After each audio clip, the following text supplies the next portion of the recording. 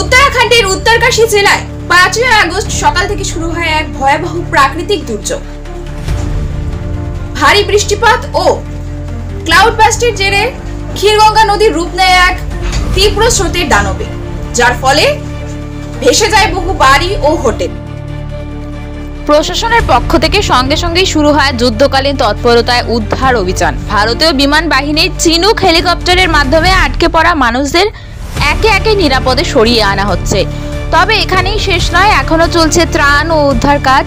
সেনা, এনডিআরএফ এবং স্থানীয় প্রশাসন মিলিতভাবে কাজ করছে ক্ষতিগ্রস্ত এলাকায়।